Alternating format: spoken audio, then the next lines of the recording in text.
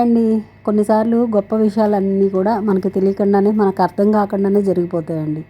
ఎప్పుడూ లేదు, ఈ సంవత్సరం మాత్రం స్వామివారు 3 రోజులు ఇంట్లో ఉన్నారండి. 3 రోజులు పూజలు చేస్తూనే ఉన్నాను. అది ఈరోజు అబ్జర్వ్ చేశాననమాట నేను. ఎలా అంటే శుక్రవారం పూజ స్టార్ట్ చేశాను. శుక్రవారం ఈవినింగ్ అయిపోయింది పూజకి. ఆ రోజు కదపడానికి లేదండి. శనివారం మార్నింగే నేను దీపారాధన చేసి చింతెత్తు వెళ్ళొచ్చాను. ఇక రాగానే కదిపేద్దాం అనుకున్నాను. వచ్చేసరికి లేట్ అయిపోయింది. మళ్ళీ దీపారాధన చేసి ఇంకా రెస్ట్ తీసుకున్నాను.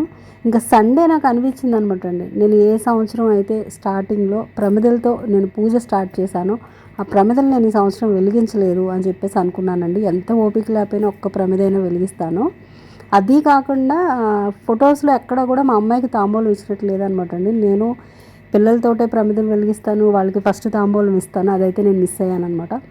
ఇంకా అయితే అయిందని ఇంకా కాస్త ఓపిక తెచ్చుకొని మళ్ళీ ప్రమిదలన్నీ రెడీ చేసుకొని ఈరోజు దీపాలన్నీ వెలిగించానండి. అప్పుడు స్వామివారు నిండుగా కనిపించారు.